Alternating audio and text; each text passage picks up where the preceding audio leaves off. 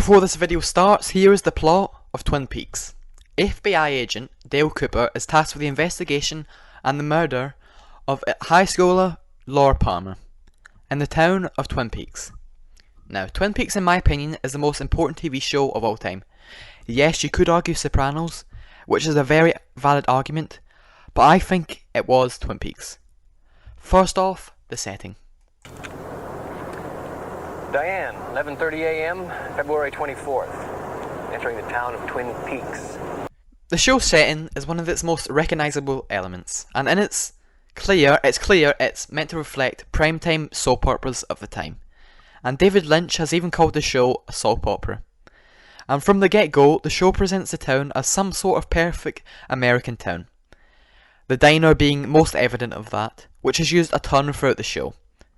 What makes the setting genius is it lures you into a false sense of security, and the way the characters act gives you the sense that Twin Peaks is entirely isolated from the world, which in all honesty it really is. One of the biggest features of the town is the trees and the forest, which are shown to be massive and look to almost shield you and trap you inside the town. And the show popularised the idea of Americana, a perfect town which hides some dark secrets. Diane, 3:10 p.m. Walking out of the elevator on the second floor of Calhoun Memorial Hospital, Twin Peaks. And if I'm not mistaken, the man approaching me wearing the gun will be Sheriff Harry S. Truman. The show introduced over 33 characters in its 90-minute pilot, all of them being quirky and unique. We have the stereotypical manly Sheriff Harry, who unlike in most shows doesn't even really butt heads with the outsider Cooper. Then there's the Native American deputy Hawk, who, while does have a connection with nature, he's actually one of the smartest, if not the smartest character on the show. Andy, who is portrayed as a very dumb, naive, sensitive, but also very helpful police officer. Then away from the police, we get the high school jock of Bobby, who is Laura Palmer's boyfriend, Donna, who is Laura Palmer's best friend, and James, a biker who is in a secret relationship with Laura. Then there's the diner. Shelley, who secretly goes out with Bobby. Shelley is also married to an abusive husband named Leo Johnson. The owner of the diner, Mara, husband, who is in jail, she goes out with James's uncle Ed, and Ed's wife Nadine is a very unusual character, as she is shown to be physically the strongest in the entire show, being able to even break out of chains easily.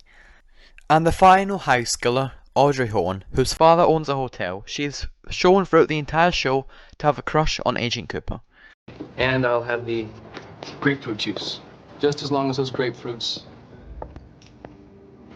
are freshly squeezed. My name's Audrey Horn. Federal Bureau of Investigation, Special Agent Dale Cooper. And finally we get to Agent Dale Cooper, the main character of the show, who is shown to be a very idiosyncratic character, who loves coffee and cherry pie, and throughout most of the show he is shown to speak to a tape to a person named Diane, who is never shown throughout the entire run of the original show. Cooper is a very unique character in the sense he just seems to accept Twin Peaks despite its weirdness, and likes it, even giving good advice to his partner Harry. I'm gonna let you in on a little secret. Every day, once a day, give yourself a present. Don't plan it, don't wait for it, just let it happen. And the people of Twin Peaks love him. Cooper in the original script was even supposed to have a relationship with Audrey, which some fans say was either the thing that should have happened or they're glad they didn't. And in the show, it's shown the FBI characters are shown to be very strange. Take for example, Gordon Cole, played by David Lynch himself, who is even shown to be hard of hearing, and constantly shown to be shouting at people in some very funny scenes. Cooper, you remind me today of a small Mexican chihuahua. Can I speak to you a moment in private, Coop? Of course, Gordon. And throughout the show, develops a relationship with the police force and the people of Twin Peaks, even entering a relationship with Norma's half-sister, Annie.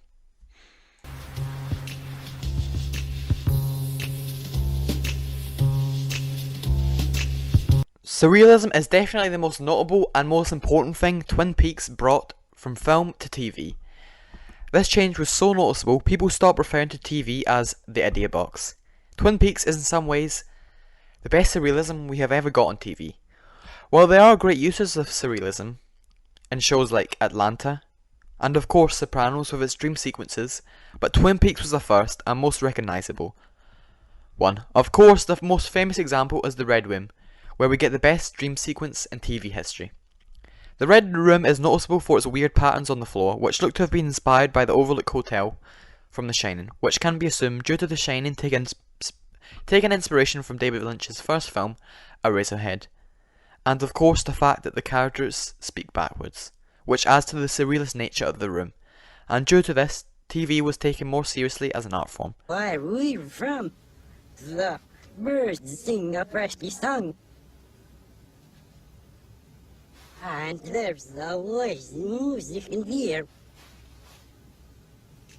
Also, without surrealism in the show, I think Sopranos loses some of its charm, as some of the best scenes in Sopranos are Tony's dream sequences, which reveal things about Tony, which they also do in Twin Peaks, whether it's the identity of Laura Palmer's killer, or explaining the show's seemingly abrupt ending. They serve a purpose, and are a massive part of the show. And what adds to these scenes is the score.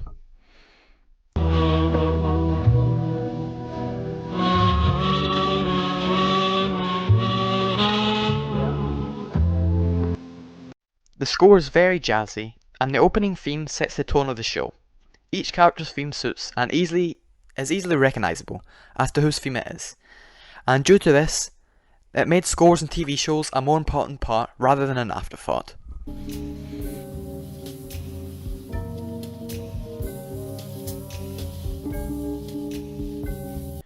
And in the middle of that surrealism is the TV show's villain.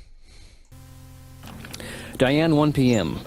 In the motel room of a Philip M. Gerard, the one-armed man, a traveling salesman, shoes, middle name Mike, as in my dream.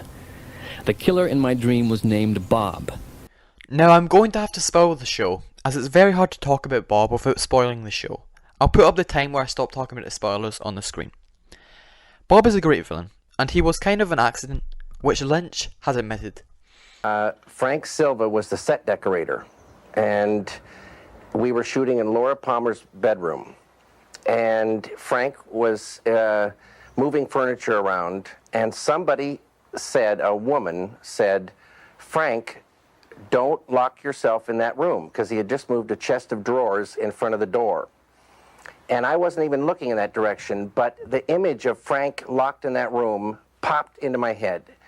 And I rushed to Frank and I said, "Frank, are you an actor?" And he said, "Why, yes, happen to be." And I said, "You're going to be in this movie." And he said, "Fantastic."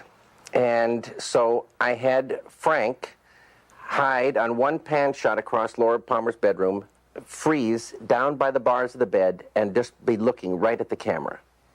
And we shot that. And I didn't know what I was going to use it for, no idea at all. We kept shooting in Laura Palmer's house, and that night we were shooting one of the last thing in the house. Mrs. Palmer's tormented on the couch, smoking a cigarette, and scenes are playing back in her head, and suddenly she sees something in her mind, bolts upright, and screams. Sean Doyle, he got that right, and tilts up and captures the scream perfectly. And I said, "Fantastic." And Sean says, "No, it's not fantastic." I said, "Sean, what is the matter?" He said, "Someone was reflected in the mirror." I said, "Who was reflected in the mirror?" And he said, "Frank Silva was reflected in the mirror." And that's when I knew that Frank was part of the scene. And throughout the series, he remains a very eerie and menacing character. The mirror scenes, while do look old, are still very unsettling. And the performance by the late Frank Silva is incredible, and his laugh to this day is still very haunting.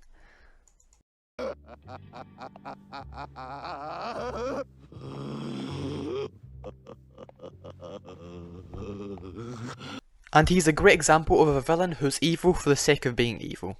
Like the fact he takes control of Leland Palmer, and abuses and kills Laura and her cousin Maddie in some very disturbing scenes. And in the final scene of the entire show, well, season 2, while he has no dialogue, it's a great example of show don't tell.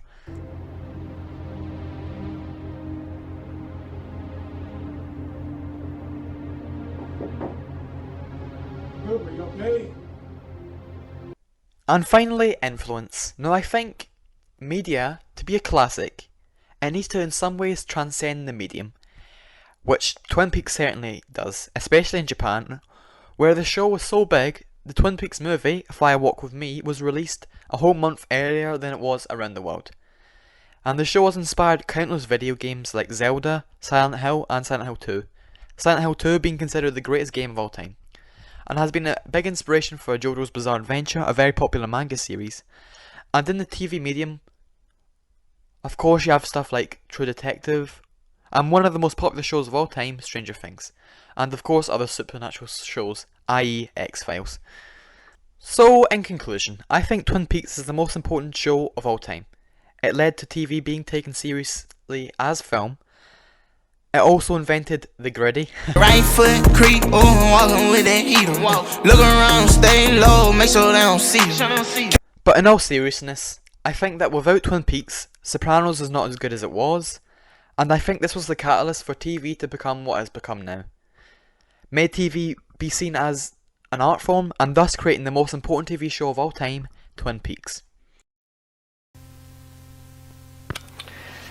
Diane, it's 11:55 p.m. Approximately 19 hours since the shooting incident, which nearly caused me to make a premature purchase of the proverbial farm. I'm dog-tired.